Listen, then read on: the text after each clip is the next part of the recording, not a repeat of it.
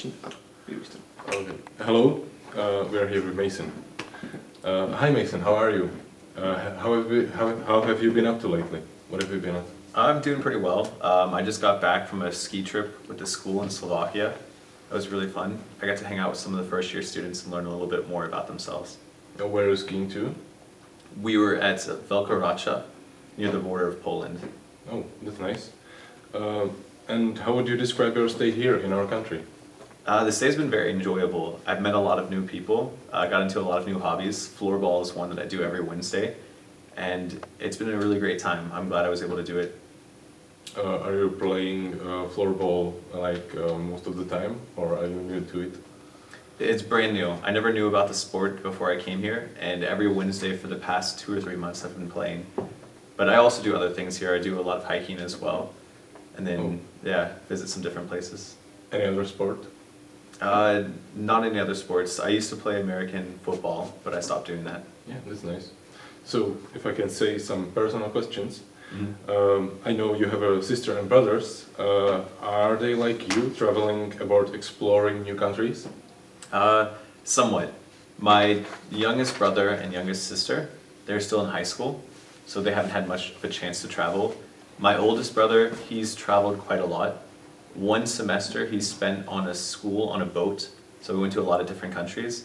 And then my other brother Mitchell, he's in the military and he tries to get abroad, but it's much harder for him. Just last year, for about 5 months, he was in Ghana.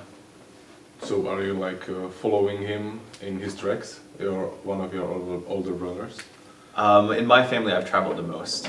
Okay. Yeah, so I started exploring a little bit before and then they started doing it afterwards. Yeah, that's nice. Tell me, before you came here, you were planning to stay in the Czech Republic for over a year. Did you get an approval from your parents? I mean, were they okay with the thing they might not see you for such a long time? I don't think I really need approval from my parents for that. At this point I'm over the age of 18, so I'm kind of on my own.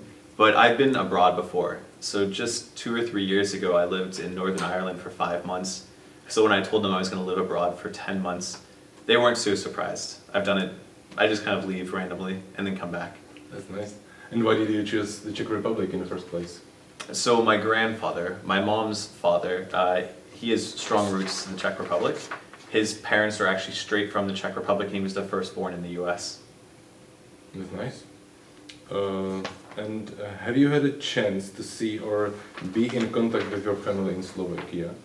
Yeah, I emailed my mom's first cousin a little bit, and in about 4 weeks in April, when my mom comes to visit, her cousins are coming to visit us here abroad. So I'll get to meet with them and speak with them more then. Since you have ancestors from here, have you considered starting learning the language, either Czech or Slovakian, during the time here? Yeah, my intention was when I first came here, I told myself I was going to study a lot. I was like, okay, Czech, this is the time to learn it. I should be able to speak. My grandfather would really appreciate it. But since being here, I've noticed a lot more people want to learn English and they're more interested in speaking in English, which is fine by me. I consider it like part of my job and duty of being here is to make sure I can tell people more about America and teach more English. So for me, I guess Czech has kind of taken something in the back. I try to listen to it and pay attention, but I'm not actively learning. So what do you think about the language? Is it hard, or you think you could handle it if you give more time to it? I truly believe if I put a lot of effort in anything, I could do it, but the language is definitely more difficult than normal. I studied a little bit of French in school, and it was very easy for me. The letters were the same, the sounds weren't too much different, but in Czech there's a lot more sounds. So if you try to make one noise, you have to combine it with the second noise. And if the first noise, the R, is already difficult enough for me, I can't do anything more. So I get really tongue-tied. Do you think it's the Czech language is more hard than the English? That's a hard question to answer, since I've only known English my entire life and I started learning it. But from conversations I've had with other people, other non-natives and some Czech people as well, they've told me the language is very difficult and they find English easier for them. So I think For myself, I also find English to be easier, but I wouldn't know for sure. For me it's two. Yeah. Yeah. I think I can pass it to the Philip. Thank you, Thomas. So, Mason, I would like to ask some questions in regards of your studies, because I think that representing you to our listeners is appropriate thing to do. I know that you've finished your studies back in the US. Can you tell us more about it? Yeah, so I finished the first part of my studies. I did my bachelor's. I studied at a school called West Virginia Wesleyan College. It was a small school. And I did a bachelor's of science in biochemistry, and I did a bachelor's of arts in clinical psychology. That sounds, you sound pretty smart then. So, what are your plans when you come back? So when I get back to the US, I'm actually going to continue my studies. I'm going for a medical doctorate degree. So the minute I get back in August, I'll start medical school. I'll be there for 4 more years. Hopefully I pass and get through just fine, and then I have 2 more years of working as a resident, and then I'll be a doctor. So the sky is the limit, you say? Yeah, hopefully. Right. You work as a teacher's assistant, so I think that you have a great opportunity to compare secondary students here at our school and in the US. What do you say? The school system is very different from what it is in the US.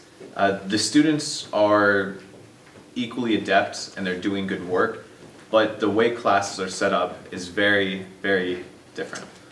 So I find the Czech system to be less of my liking than the US system, and I think a lot of my students might do better if they were put in a US educational system rather than what they have here. But it is what it is. Yeah, no, we have to live with that. Maybe we can ask you some questions about our cultural differences, because I think that's the most interesting topic that we can talk about. Let me ask you about cultural differences a bit. You've spent over 9 months in our country. I guess enough time to get to know people in some level. So, what do you say? The cultural differences are not so huge, but I actually really respect the main differences there are. The first one, and the one that I find the biggest presence, is getting to know people for the very first time. So in Czech language, when you meet somebody, you say dobrý den. You don't just instantly start with ahoy, because that's once you reach a familiar level. Getting to know people in the Czech Republic is an interesting process. You start out, feeling things out.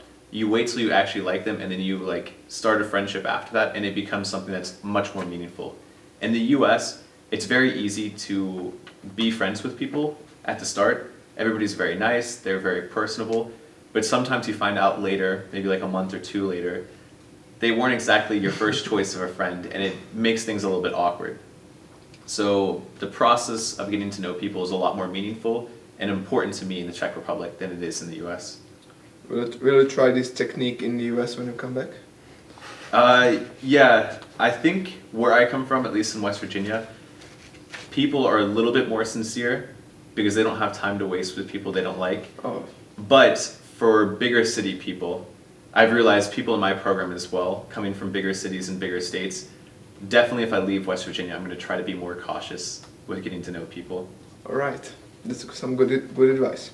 What strikes you most as a cultural difference? What shocked you? What shocked you the most?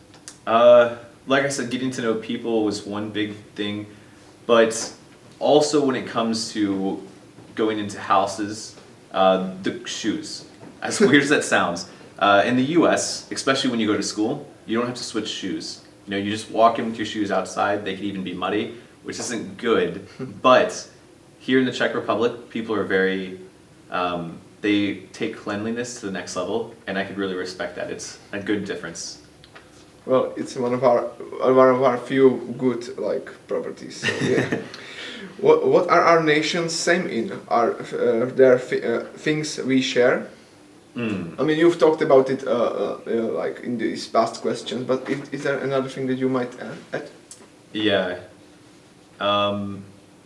At least from where I come from in the US, West Virginia, the thing that I think is most similar between people in the Czech Republic and my state is that people are, once you become friends with them, I have to start with that. Once you become friends with somebody, they're very willing to give you everything they have and to be super respectable to you, and just kind.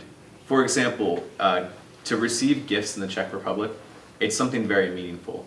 Because a lot of the gifts that people give aren't just something that like, oh, they bought this store and they spent whatever money on it. It's like they either really thought about the gift, or they gave you something homemade that their family made or that they made themselves personal.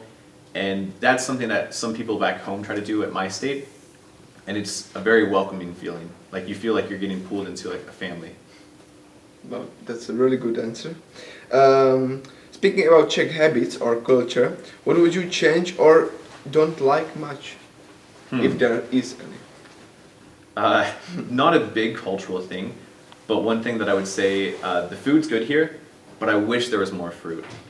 Like, I know that a lot of times, I mean, I buy my own groceries and I cook my own dinner, but I'm somebody that really likes a good piece of fruit, even for dessert. I know here most of the time, if I go out to eat, they don't have that. So like, there's not that freshness that comes with the meal, or like something citrusy or tropical. So that's one thing I would change. Speaking of food, do you miss these fast food buildings in your country? That I've heard that you're so used to. Yeah, I don't really miss any of them in particular. There's only one place that I miss a little bit. It's Taco Bell. Yeah, Taco Bell. So oddly enough, Taco Bell, it's very cheap if you're there for happy hour, which is just a special hour where they sell burritos for $1. It's like almost the same size as a kebab, but much, much cheaper. And it has a lot of meat in it. So if I'm really hungry or bored one day after working a lot, I'll just take like 2 or 3 of those. And it's just the cheapness and the quickness of it is what I miss. Not really the food itself. Right. You seem like a very optimistic person. Are all Americans that optimistic? If yes, what makes them to be like that? That's a good question. So when we were first signing up for this program, it was something that they told us about as well. When we were coming to the Czech Republic, everybody, they're like, okay, as Americans, you're generally going to be more optimistic. And it's not something that I guess when you live in the country, you realize or you know, because everybody's kind of acting the same way. Since I've been here, I've realized I'm a little bit more optimistic, but I don't know why we're like that in America. I think, at least for when I was growing up, my parents always taught me to be very thankful for what I have. And the fact is that a lot of places that you go in the world, like you realize it could be much, much worse than what we have.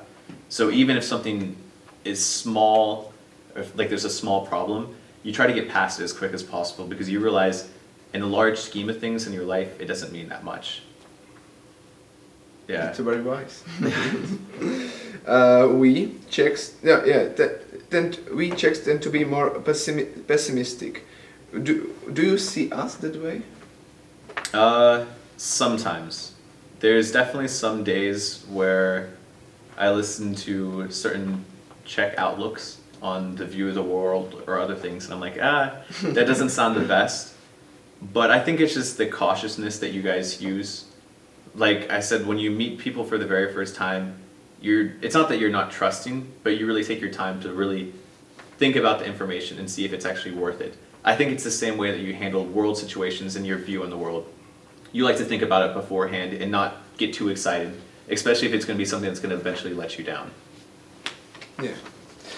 All right. Thank you for these answers. And for the last segment, we would like to talk about future a little bit. Mm-hmm. What do you think you got from this experience in Czech Republic, of course? So, getting to know and meet new people from a culture a lot different from my own is a very important thing. Making the contacts and building a friendship that's going to last for a long time in the future, it's really good for me because I truly feel like at least the city of Hradec Králové is a second home. And it's funny because like since I've been traveling this year, I've left the country a couple of times. Every time I come back and I get to Prague, it's like that feeling of like, oh man, like I'm finally relaxed, I could actually be at ease and I know what's going on. So in the future, always being able to come back somewhere in Europe and being like, okay, I have a home here, that's a good feeling to have. So that's important. That's really sweet of you. I think every Czech likes to hear that. You'll be leaving after 4 months. What will be the first thing you do after you come back home? Oh, that's a tough question. I haven't really thought of that. Uh, Don't take too much pressure. Just go to Taco Bell. yeah, so I'll probably either do food as like the very first thing. I might go to visit a special location or something else like that. And I can't think, probably food. I think food is the most important. I'll invite a lot of people. We'll go to a very nice place to eat. Maybe Kegler's. If it's a Wednesday night, it's all you could eat ribs for only like $15. It's pretty good. All right. I'm very curious about some certain question. If would you like to live in Czechia, if there would be some special day where you would be like, hey, I would like to move out into the next country. If it would be the Czechia, where would you, if you could choose, where would you live? Where would I live? At this very time, it'd obviously be more in the South Moravian region because it's what I'm most familiar with. I really like the culture here. It's a lot more fun when you go to events. People are very personable and open. And I'm somebody that, especially where I come from, I'm not from a big city. So if I went somewhere like Prague or Brno, it'd be too much for me. I couldn't handle that. So I'd like to live somewhere close to here.